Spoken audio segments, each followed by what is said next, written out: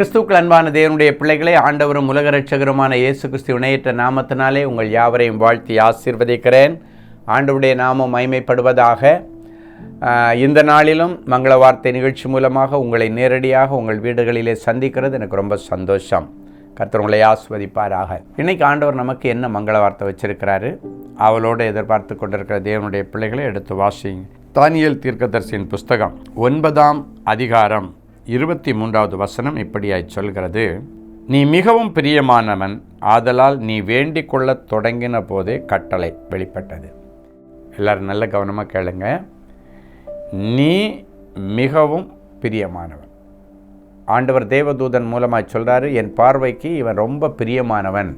அப்போ அவன் ஜெபிக்க ஆரம்பித்தானோ அப்பொழுதே பரலோகத்திலேருந்து அவன் கேட்ட காரியங்களுக்கு ஆர்டர் இஷ்யூ பண்ணிகிட்டே இருக்க, கட்டளை பிறப்பிக்கப்படுகிறதுன்னு ஆர்டர் இஷ்யூ பண்ணுறதுன்னு அர்த்தம். அப்படின்னா அந்த காரியங்களில் அற்புதம் நடந்துக்கிட்டே இருக்குதுன்ற ஒரு நல்ல செய்தியை பல நாட்களாக ஜெபித்து கொண்டிருக்கிற ஒரு மனுஷனிடத்தில் தேவதூதன் சொல்லுகிறான். அப்படின்னா உன் விண்ணப்பம் கேட்கப்பட்டது, உன்னுடைய உபவாசம் அங்கீகரிக்கப்பட்டது, உன் வேண்டுதல் கேட்கப்பட்டது.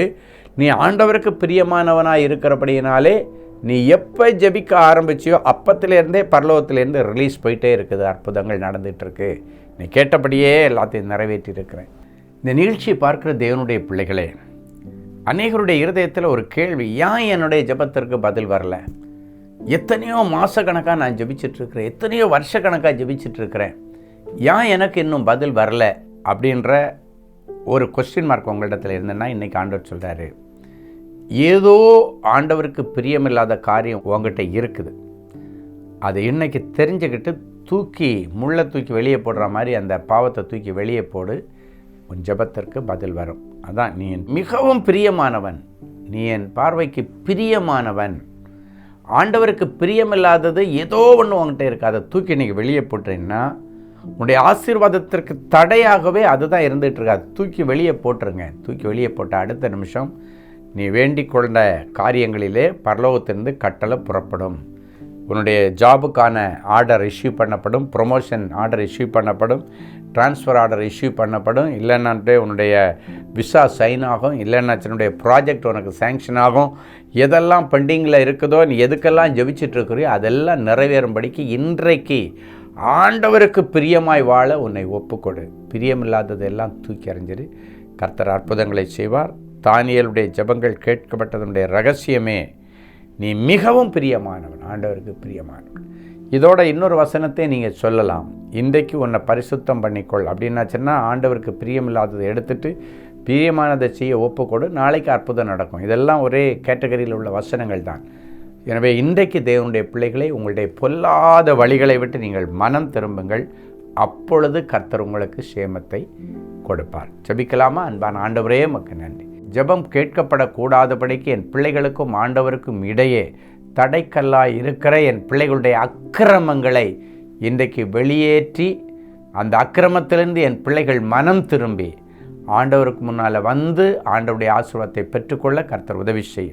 வேதம் சொல்லுகிறது, உங்கள் அக்கிரமங்களே அவர் உங்களுக்கு பதில் கொடுக்க முடியாதபடிக்கு தடையாக இருக்கிறதாம். இந்த தடைகளை உடைச்சி ஜெபிக்கிறோம். அக்கிரமங்களிலிருந்து என் பிள்ளைகள் இன்றைக்கு பாவ உணர்வடைந்து மன்னிப்பு கேட்டு புது சிருஷ்டியாய் மாறட்டும். தானியேலைப் போல ஆண்டவருக்கு மிகவும் பிரியமானவர்களாய் மாறட்டும்.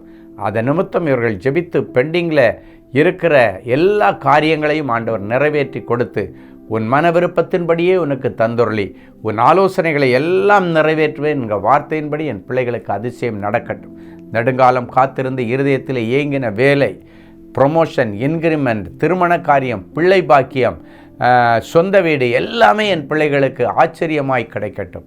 இயேசுவின் மூலம் பிதாவே, ஆமென். கிறிஸ்துவுக்கு அன்பான தேவனுடைய பிள்ளைகளே, இன்னொரு முக்கியமான சந்தோஷமான செய்தி. இன்றைக்கு நம்முடைய கோயம்புத்தூர் ஆறுதலின் தோட்டத்தில், நம்முடைய தேவனின் அன்பு ஜெபகோபுரத்தில் ஆறுதலின் தோட்டத்தில் ஒரு குடும்ப ஆசீர்வாத கூடுகை காலையில் 10 மணிலேருந்து மதியம் 1 மணி வரைக்கும் நடக்க போகுது.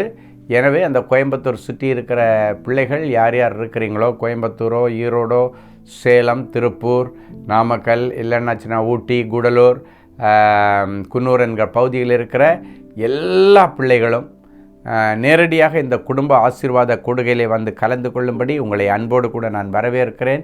நிறைய சாட்சிகள் அந்த ஆறுதலின் தோட்டத்தில், நம்முடைய கோயம்புத்தூர் ஜெபகோபுரத்தில் எக்கச்சக்கமான சாட்சிகள் நடந்து கொண்டிருக்கிறது, அற்புதங்கள் நடக்கிறது, சாட்சிகளை கேட்டுக்கொண்டிருக்கிறோம். எனவே நீங்கள் ஃபேமிலியை எல்லாரும், பிள்ளைங்க எல்லாரையும் கூட்டுவாங்க. விடுமுறை காலங்கள், கர்த்தர் இன்றைக்கும் உயிரோடு இருக்கிறார் என்பதை நீங்கள் அறிந்து கொள்ள முடியும். நல்ல ஹார்ட் பிரேக்கிங் சாட்சிகள் எல்லாம், விட்னஸ் எல்லாம் நிறைய கேட்க போகிறீங்க. உங்களுடைய ஆசீர்வாதமான அந்த நாளுக்காக நீங்களும் ஏங்கிட்டு இருக்கிறீங்க. இந்த கூட்டத்தில் கலந்து கொள்ளுங்கள். கர்த்தர் அற்புதங்களை செய்வார். God bless you.